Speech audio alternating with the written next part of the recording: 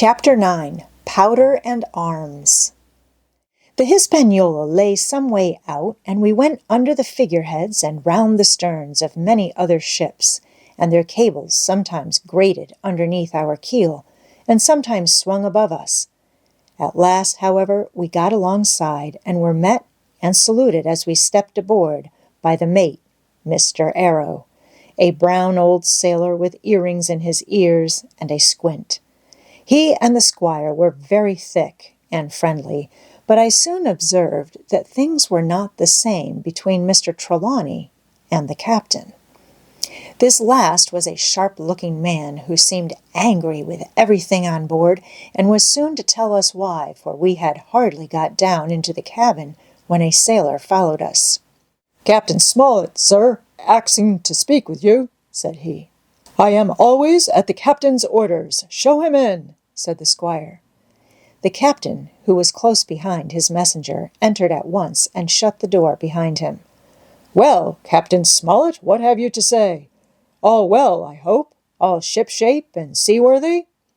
"Well, sir," said the captain, "better speak plain, I believe, even at the risk of offence. I don't like this cruise.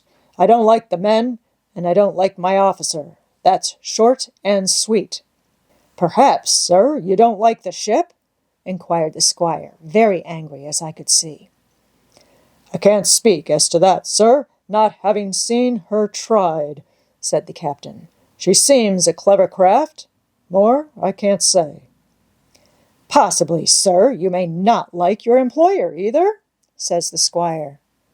But here Dr. Livesey cut in. "Stay a bit," said he, "stay a bit. No use of such questions as that but to produce ill feeling. The captain has said too much, or he has said too little, and I'm bound to say that I require an explanation of his words. You don't, you say, like this cruise. Now why?" "I was engaged, sir, on what we call sealed orders, to sail this ship for that gentleman where he should bid me," said the captain. "So far, so good. But now I find that every man before the mast knows more than I do. I don't call that fair now, do you?" "No," said Dr. Livesey, "I don't."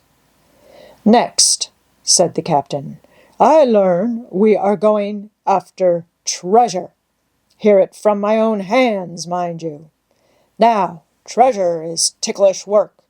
I don't like treasure voyages on any account, and I don't like them, above all, when they are secret, and when, begging your pardon, Mr. Trelawney, the secret has been told to the parrot."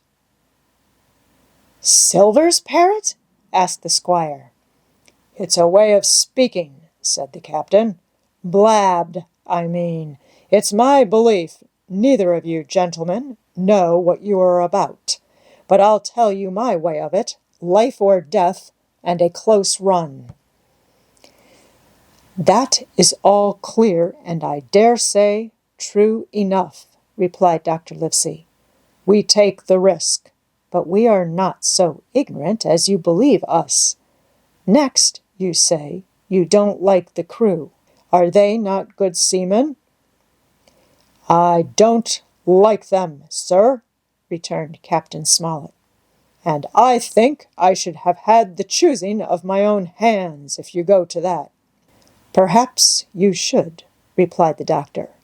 "My friend should, perhaps, have taken you along with him, but the slight, if there be one, was unintentional.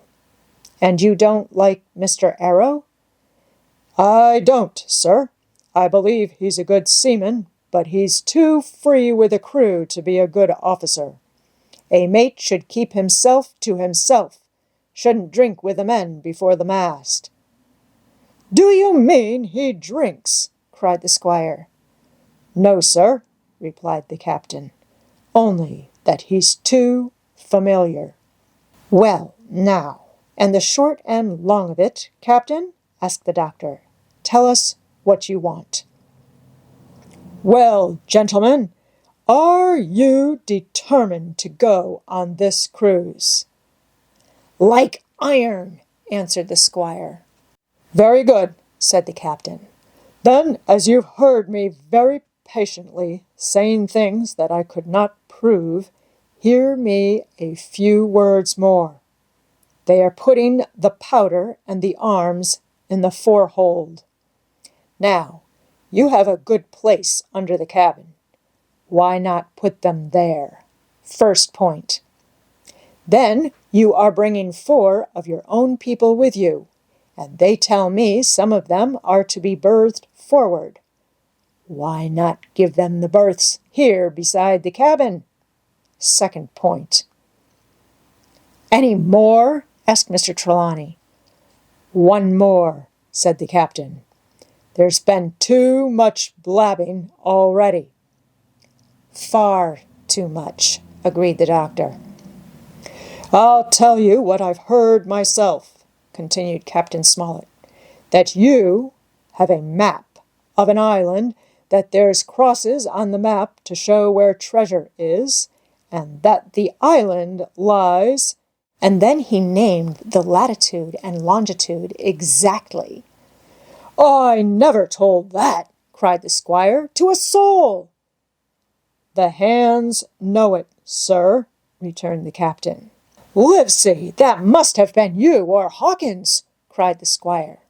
It doesn't much matter who it was, replied the doctor, and I could see that neither he nor the captain paid much regard to Mr. Trelawney's protestations.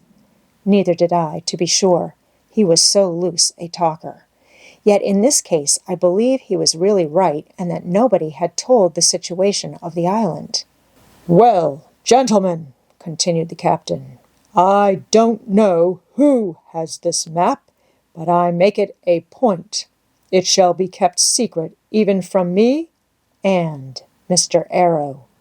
Otherwise, I would ask you to let me resign. I see, said the doctor. You wish us to keep this matter dark, and to make a garrison of the stern part of the ship, manned with my friend's own people, and provided with all the arms and powder on board. In other words, you fear a mutiny. Sir, said Captain Smollett, with no intention to take offense, I deny your right to put words into my mouth. No captain, sir, would be justified in going to sea at all if he had ground enough to say that. As for Mr. Arrow, I believe him thoroughly honest. Some of the men are the same. All may be, for what I know. But I am responsible for the ship's safety and the life of every man jack aboard of her. I see things going, as I think, not quite right, and I ask you to take certain precautions or let me resign my berth. And that's all. Captain Smollett, began the doctor with a smile, did you ever hear the fable of the mountain and the mouse? You'll excuse me, I dare say, but you remind me of that fable. When you came in here, I'll stake my wig, you meant more than this. Doctor, said the captain, you are smart. When I came in here, I meant to get discharged. I had no thought that Mr. Trelawney would hear a word. No more I would, cried the squire. Had Livesey not been here, I should have seen you to the deuce. As it is, I have heard you. I will do as you desire. But I think the worse of you.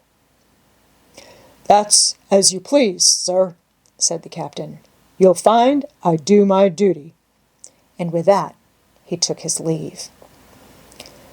Trelawney, said the doctor, contrary to all my notions, I believed you have managed to get 2 honest men on board with you.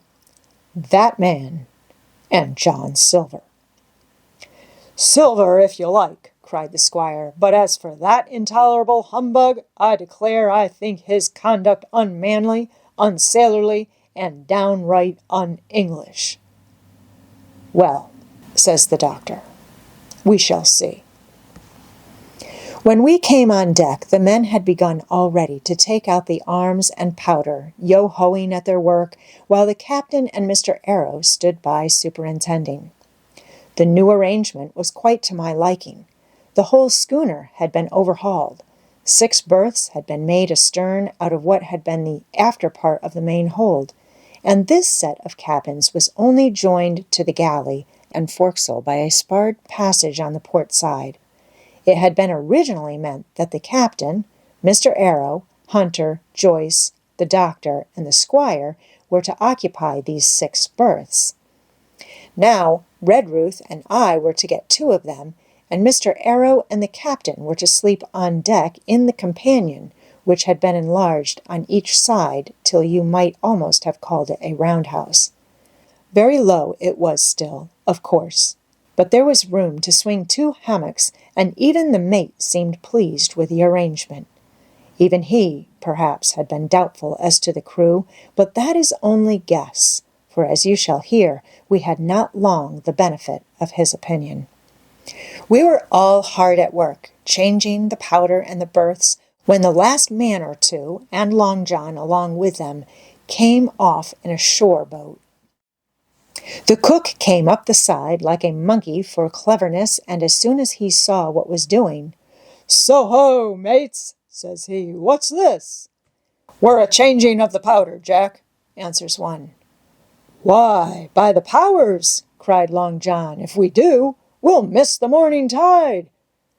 "My orders," said the captain shortly. "You may go below, my man. Hands will want supper." "Aye, aye, sir," answered the cook, and touching his forelock, he disappeared at once in the direction of his galley. "That's a good man, Captain," said the doctor. "Very likely, sir," replied Captain Smollett. "Easy with that, men, easy." He ran on to the fellows who were shifting the powder, and then suddenly observing me examining the swivel we carried amidships, a long brass 9, "Here, you, ship's boy," he cried, "out of that! Off with you to the cook and get some work." And then, as I was hurrying off, I heard him say, quite loudly to the doctor, "I'll have no favourites on my ship." I assure you, I was quite of the squire's way of thinking, and hated the captain deeply.